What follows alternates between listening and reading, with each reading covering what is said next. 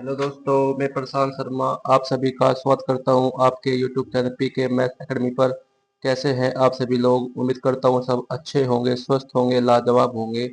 आज हम लेकर आए हैं फिर से आपके लिए रेलवे ग्रुप डी का एक शानदार और बेहतरीन सा प्रैक्टिस सेट। आज का प्रैक्टिस सेट बहुत ही लाजवाब और बेहतरीन होने वाला है। सभी सवाल बहुत ही इंपॉर्टेंट है जो आपके भिन्न भिन्न रेलवे एग्जाम में पूछे गए हैं। चाहे वहाँ पर कोई भी एग्जाम हो आपका रेलवे का, सभी के लिए बहुत ही महत्वपूर्ण रहने वाला है आज का प्रैक्टिस सेट। तो जो भी बच्चा नया आया है उन बच्चों से विनती है हाथ जोड़कर कि भाई चैनल को सब्सक्राइब करें और बेल की घंटी को प्रेस करें, जिससे कि आप सभी को हमारी आने वाली सभी वीडियो की इन्फॉर्मेशन समय से मिलती रहे। वीडियो यदि अच्छे लगे फिर तो वीडियो को लाइक कीजिएगा, ज़्यादा शेयर कर दीजिएगा और एक प्यारा सा कमेंट भी कर दीजिएगा। तो करते हैं भाई आज के प्रैक्टिस सेट का पहला सवाल। ये रहा पहला सवाल आपके सामने। सवाल में कहा गया है भाई 584 गुणा में 128, 584 गुणा 128 गुणा 617 गुणा 413 में इकाई अंक क्या है? इसमें इकाई अंक क्या है? 4, इसमें इकाई अंक है 8, इसमें इकाई अंक है 7, इसमें इकाई अंक है 3। अब गुणा करेंगे इसकी हम इकाई अंक की। 4 अट्ठे 32, 32 में इकाई अंक क्या होगा? 2, 2 सत्ते 14, 14 में इकाई अंक क्या होगा? 4 और 4 दिया 12, 12 में इकाई अंक क्या होगा आपका भाई? 2। तो 2 होगा भाई इसका इकाई अंक। ऑप्शन नंबर ए होगा इसका सही जवाब। ठीक है भाई, करते हैं भाई नेक्स्ट क्वेश्चन।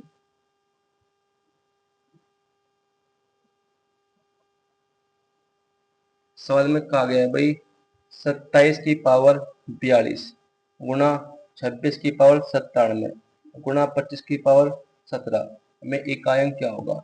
इसमें इकाई अंक क्या आपका 7, यहाँ इकाई अंक क्या 6, यहाँ इकाई अंक क्या 5। और हमने आपको एक बात बताई हुई है बार बार, जब भी हम 5 की गुणा किसी सम संख्या में करते हैं तो उसका इकाई अंक हमेशा क्या होता है? 0 आता है। दूसरी बात हमने क्या बताई थी आपको, अगर 5 की गुणा किसी विषम संख्या में करते हैं तो उसका इकाई अंक हमेशा क्या होता है आपका? 5 ही आएगा। ये दो बातें हमने बताई थी आपको, बार बार बताई हुई है। अब यहाँ इकाई अंक क्या? 5, 6 क्या सम संख्या, तो 5 की गुणा जब हम करेंगे सम संख्या में तो उसका इकाई अंक क्या होता है? हमेशा 0। तो 0 ही होगा भाई इसका सही आंसर। और 0 की गुणा आप किसी भी अंक में कर लीजिए, उसका इकाई अंक क्या आएगा आपका? हमेशा 0 ही आएगा। तो 0 होगा इसका सही आंसर। ऑप्शन नंबर ए होगा इसका सही आंसर। ठीक है भाई, करते हैं भाई नेक्स्ट क्वेश्चन।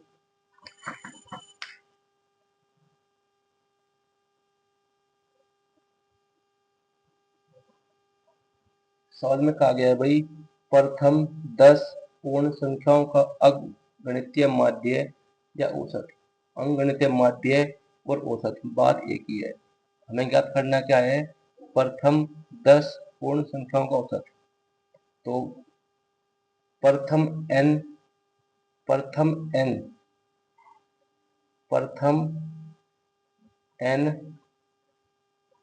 पूर्ण संख्याओं का औसत, प्रथम n पूर्ण संख्याओं का औसत ज्ञात करने का फॉर्मूला होता है। प्रथम n पूर्ण संख्या का औसत ज्ञात करने का फॉर्मूला होता है आपका n-1 बटे में 2। यहाँ पर n का मान है 10, 10 में से 1 गया 9, 9 बटा 2 उसे भाग देंगे, 2 चौक 8, 2 पन्ने 10, 4.5, 4.5 होगा इसका भाई अंकगणितीय माध्य औसत किसका? पूर्ण संख्याओं का। ऑप्शन नंबर डी होगा इसका सही आंसर। ठीक है भाई, करते हैं भाई नेक्स्ट क्वेश्चन। ये सभी सवाल आपके रेलवे एग्जाम में पूछे गए हैं भिन्न भिन्न एग्जाम में, railway NTPC group D LP exam में। करते हैं भाई नेक्स्ट क्वेश्चन। सवाल में कहा है प्रथम 99 प्रथम 99 पूर्ण संख्याओं का अंगनित माध्य औसत क्या होगा। बिल्कुल सेम सवाल है, इसमें भी लगाएंगे हम क्या फॉर्मूला, प्रथम n पूर्ण संख्या का औसत का ज्ञात करने का फॉर्मूला क्या होता है, हमने अभी भी आपको बताया था, वो था आपका भाई n-1/2। ये फॉर्मूला किसका है भाई, प्रथम n पूर्ण संख्या का औसत ज्ञात करने का। यहाँ पर n का मान है 99, 99 उसमें से एक गया, कितना बचेगा 98, 98/2 उसे भाग देंगे तो क्या आएगा आपका भाई 49.5। ये होगा भाई इसका पूर्ण संख्याओं का औसत। ऑप्शन नंबर सी होगा इसका सही आंसर। ठीक है भाई, करते हैं भाई next question.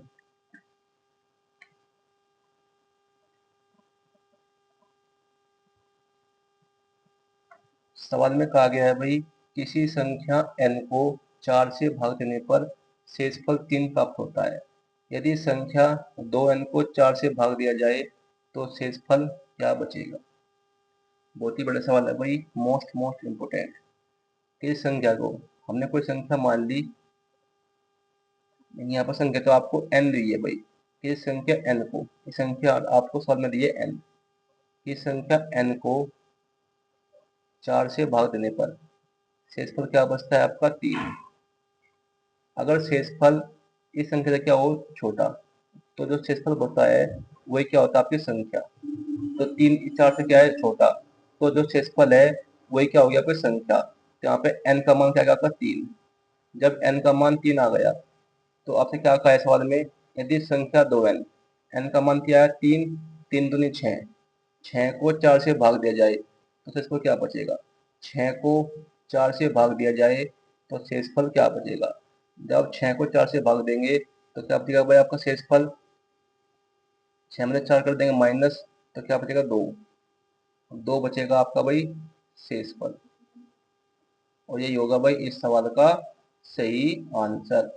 Option number B होगा इसका सही आंसर। ठीक है भाई, करते हैं भाई नेक्स्ट क्वेश्चन।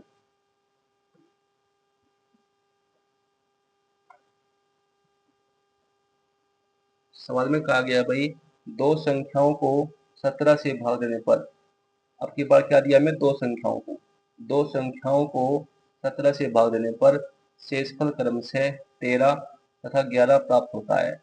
यदि उन दोनों संख्याओं के योगफल को 17 से भाग दिया जाए तो शेषफल क्या प्राप्त होगा। ये भी बहुत ही बड़ा सवाल है भाई, लाजवाब सवाल है, मोस्ट इम्पोर्टेंट।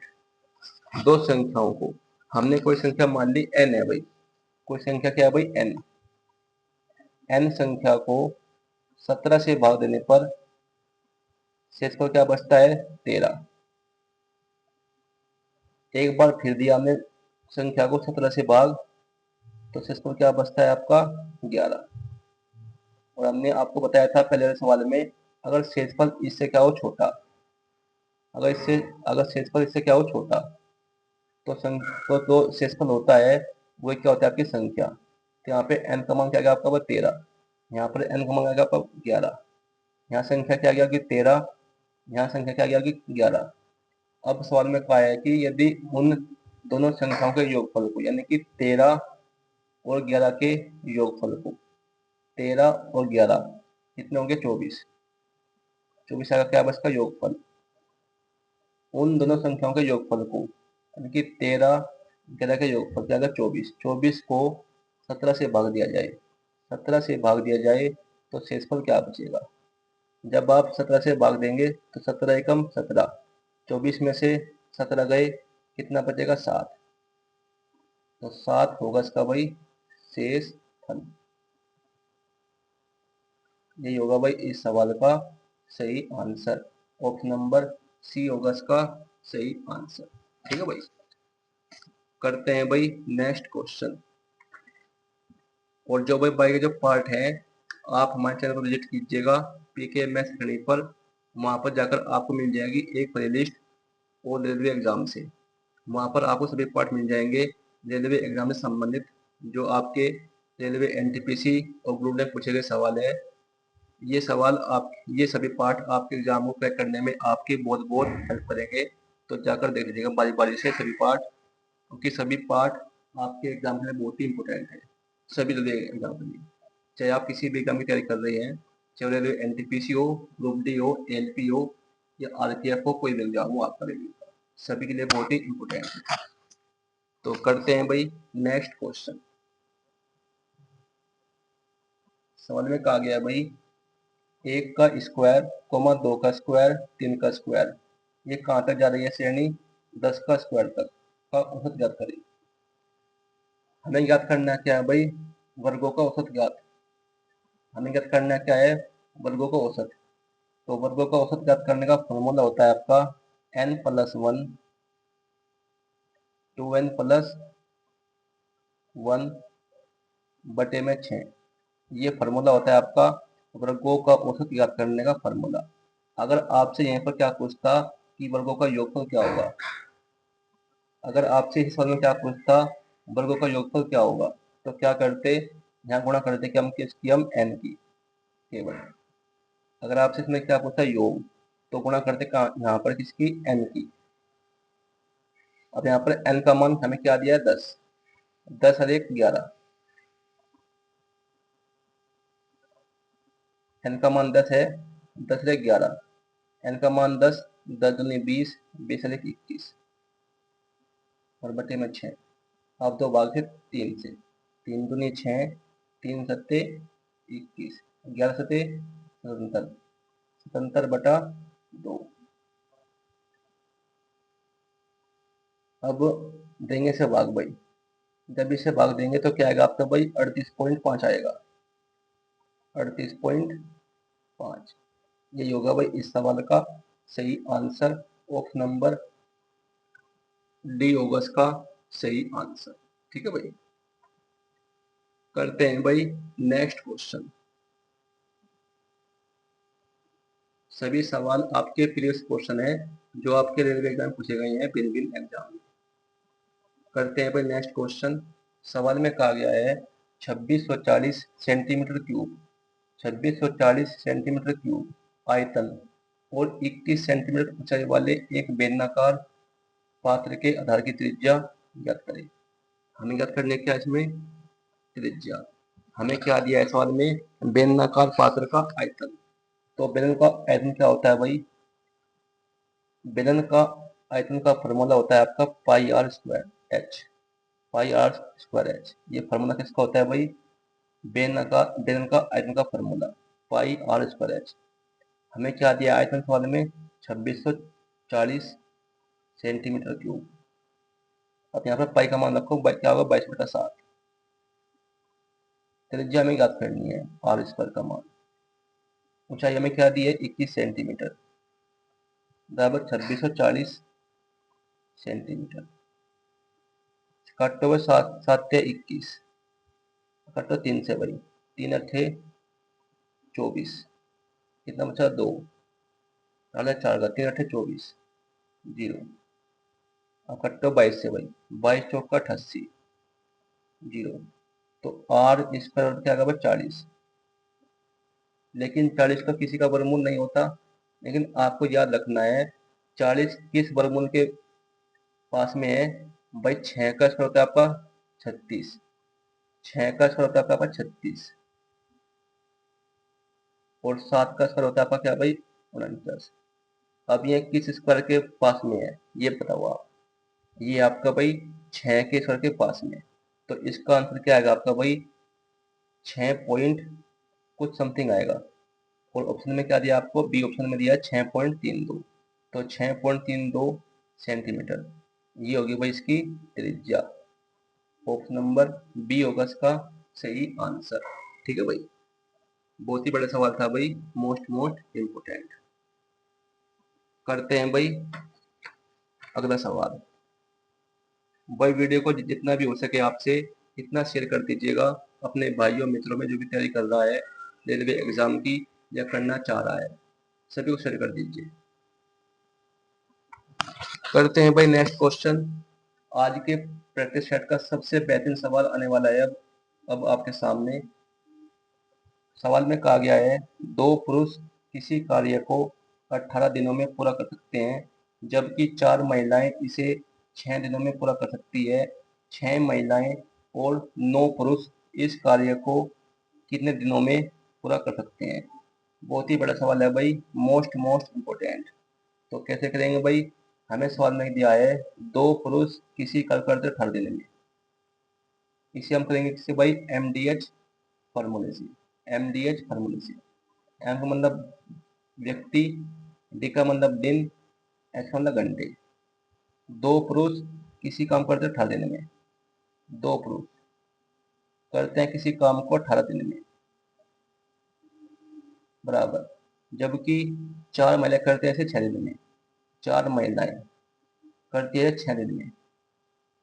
अब कट्टो से भाई, 2 दूनी 4 हो गया, 3 दूनी 6 और 3 छंग 18, 2 तिया 6। तो 3 पुरुष बराबर किसके आ गया भाई? 2 औरतों के बराबर। तो एक आदमी किसके बराबर आएगा? वो 2/3 औरत के बराबर। अब हमें सवाल में क्या दिया है? 6 महिलाएं और 9 पुरुष मिलकर इस काम को कितने दिन पूरा करेंगे? 6 महिलाएं, हाँ भाई, 6 महिलाएं और 9 पुरुष। एक पुरुष है 2/3, एक पुरुष है भाई 2/3 औरत के बराबर। तो 6 पुरुष हो गया, 6 गुना 2/3 औरत प्लस 9, 6 महिलाएं हैं भाई, सॉरी, ये 6 महिलाएं हैं। 6 महिलाएं 9 औरत, 9 पुरुष, गलती होगा भाई। 6 महिलाएं 9 पुरुष, तो 6 महिलाएं तो ऐसे कैसे रहेगी? 9 पुरुष, एक पुरुष है 2/3 औरत के बराबर। तो 9 पुरुष हो गया भाई 2, 9 गुना 2/3 औरत। तो 3 किया 9, 3 दूनी 6 और 6 से 12। कितनी आ गई भाई औरत? कुल 12 औरत। 12 क्या आ गई भाई? महिलाएं। तो 12 महिलाएं किन दिन में पूरा करेंगी? 12 महिलाएं करेंगी भाई एक्स दिन में। जब यहाँ महिलाएं हैं तो यहाँ भी हम कर लेंगे महिलाएं। यहाँ महिलाएं कितनी आ गई? 4। 4 महिलाएं करते हैं 6 दिन में। 4 महिलाएं करते हैं 6 दिन में। अब कट्टो से भाई, 4 तिया 12 और 3 दूनी 6। तो एक्स होना क्या आएगा? 2 दिन। तो 2 दिन होगा भाई इसका सही आंसर। यानी कि 6 महिलाएं और 9 पुरुष इस काम को 2 दिन में पूरा कर सकते हैं। तो 2 दिन होगा इसका सही आंसर। ऑप्शन नंबर डी होगा इसका सही आंसर। बहुत ही बड़ा सवाल था भाई, मोस्ट इम्पोर्टेंट। करते हैं भाई इसी टाइप का एक और सवाल। करते हैं इसी टाइप का एक और सवाल।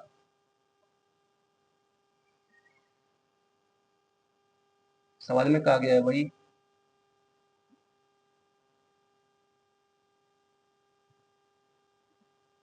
6 पुरुष किसी काम को 8 दिन में पूरा कर सकते हैं, जबकि 3 महिलाएं इसे 18 दिन में पूरा कर सकती है।